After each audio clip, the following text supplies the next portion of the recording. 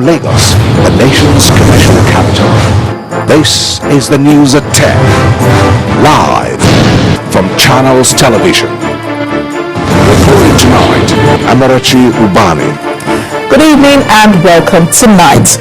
The suspended CBN Governor Sanusi remains on the front burner as the PDP insisted his suspension is in order, but the opposition, the APC, links his suspension to the alleged missing $20 billion oil fund.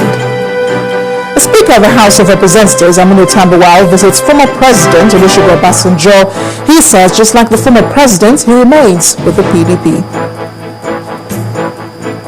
The President remains upbeat that Nigeria will overcome the numerous challenges currently facing the nation.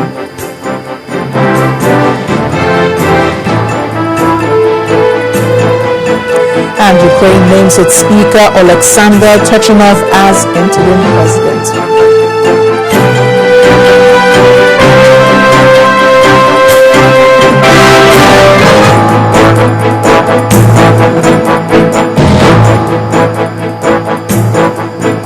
We begin tonight with what appears to be an ongoing series of comments that have trailed the suspension of the CBN Governor Sanusi Lamido Sanusi. 3 days after the president suspended the Apex Bank boss from office, the People's Democratic Party continues to throw its weight behind Mr. Sanusi's suspension. But the opposition party disagrees, maintaining that there is something inappropriate about his removal. The Speaker of the House of Representatives, Aminu Tambuwal, is not speaking on behalf of lawmakers, but in his personal view, believes the CBN governor's suspension might be misconstrued by investors. Our correspondent, Loretta Chogo, reports. Lamido Sanusi, the man in the eye of the storm. His suspension by President Goodluck Jonathan has not stopped attracting mixed comments. Some spoken, others written. The People's Democratic Party remains solidly behind the president. A statement issued by the party's National Publicity Secretary, Elisa Metu, says that Nigerians should be wary of people out to politicize Malam Sanusi's suspension, while dismissing claims that the suspension was aimed at keeping the suspended CBN governor silent on his allegations of the corruption leveled against the federal government. The PDP says it was clear that the decision was in tandem with the commitment of the federal government to safeguard the CBN and the entire sector from abuses. We are here to swim! The opposition party, the All Progressives Congress, however, sharply disagrees. They also issued a statement in which they claimed that Sanusi's suspension was done to divert people's attention from the allegation of the missing $20 billion from the NNPC coffer exposed by the CBN governor. The APC, in its statement, says the National Assembly must get to the bottom of Sanusi's allegation, while advising the federal government to charge him to court if indeed it is convinced of the veracity of the allegations. The Speaker of the House of Representatives also has his thoughts on Sanusi's suspension. He is in Ogun State to consult with the former President Olusegun Obasanjo on key national issues. Journalists here will not allow him without finding out what he feels or the implications of Malam Sanusi's suspension to the Nigerian economy. Mr. Tambuwal would not speak on behalf of Nigeria's lower legislative chamber, but he does have his personal views. I'm not an economist, but I personally feel that will definitely send wrong signals to investors, because you need to have confidence in the financial institutions, particularly the independence of financial institutions of the country, before foreign investors may consider such a country worthy of their investment. So I have my concern about that. The presidency's views remain the same since the press conference was addressed by one of President Jonathan's spokesmen, Mr. Ruben Abatsi. And the Financial Reporting Council, by its act, is empowered to review the accounts of the CBN, and there is cause for any investigation to conduct such investigations. And if there is need also to invite other bodies to further investigate, the law makes allowance for that. And that took place. And some of the outcomes of that process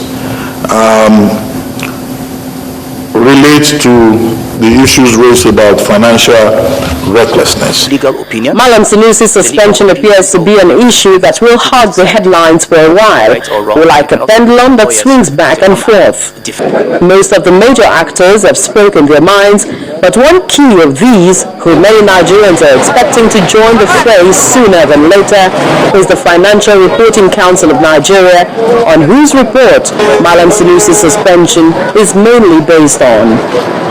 Loretta Chiogo, Channels Television News. The Minister of Finance, Dr. Ngozi Okonjo-Iweala, has challenged accountants and managers of government finances to seek effective interagency collaboration towards eliminating wastage and recklessness. She was speaking at a retreat for accountants and managers in government ministries put together by the Office of the Accountants General of the Federation in Kaduna, Northwest Nigeria.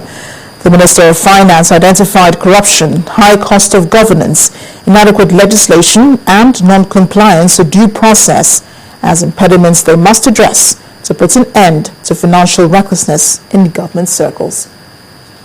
Gathered in this auditorium are financial experts and managers from federal government agencies, ministries and departments. The mission is to examine how to transform the Nigerian Treasury in a manner that will promote accountability in the management of government finances.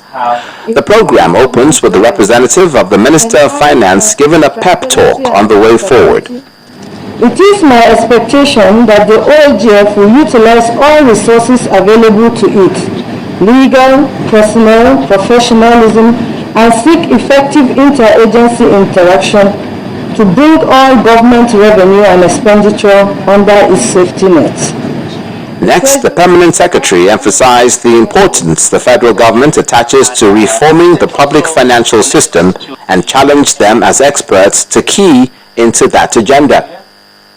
The federal government of Nigeria therefore expects that the retreat will discuss issues that will tackle the deep-seated challenges of leakages in government revenue and wastages in expenditure pattern in MDAs. Consequently, at the end of the retreat, deliberate policies, programs, and projects aimed at minimizing corruption and strengthening the economy through efficient treasury management should be suggested to fine-tune the reform initiatives being implemented. For the Accountant General of the Federation, the issue of ghost workers is one demon that must be exorcised from government circles, as it constitutes a drain on government at all levels. The savings in personal costs is not only related to fictitious employees, it relates to excess fund released for the purpose of personnel that diverted for other uses. At the end of the retreat, participants are expected to come up with better ways of enhancing revenue collection in their respective ministries, departments and agencies, and also assist government in taking right decisions for effective and efficient transformation of the nation's treasury system. However, in other economic news, Nigeria's outlook remains impressive on the headlines, especially when considered alongside Mexico, Indonesia and Turkey as one of the mints emerging economies of developing countries that will achieve great importance. In light of this forecast, global economist and author Professor Paul Collier believes that riding on the waves of world attention of great potentials is not enough to generate inclusive growth. In an exclusive interview with Channels Television's correspondent in London, Doris Okenwa, Professor Collier believes that the efforts being made by the government at economic diversification should be channeled towards sectors that would help reduce dependence on oil. An environment where business... A powerful narrative of Nigeria's economic potentials has captured international discourses, not to mention the mint buzz where the country is being touted alongside Mexico, Indonesia and Turkey as the new generation of rising economies to keep an eye on. But beyond oil, Nigeria's economy hasn't done much, but work is in progress to reverse this trend with the government's eye on diversification. A great asset Global economist and author Professor Paul Collier agrees with the forecast of fast growth and reforms in the nation's economic sector. The agenda now is much more at the micro level of the business environment. One enormously important change recently has been the privatization of electricity generation. Over the next 4 years, it's a vital matter to stick to that, to implement it, so that at last, let there be light. But the resource curse remains a prominent problem for the country. Oil revenue and allocation is a major departure for conflicts with relevant institutions and public officials often in the eye of the storm over remittances and investments. I think it's inherently difficult to spread the benefits of growth when the key engine of growth is natural resources. To my mind, the big sector to expand in Nigeria that would create a lot of jobs is housing for ordinary people. People need to be living in decent structures, and building those structures can create millions of jobs for ordinary people in the construction sector. And about the mint buzz, what does this mean for Nigeria? What do you think?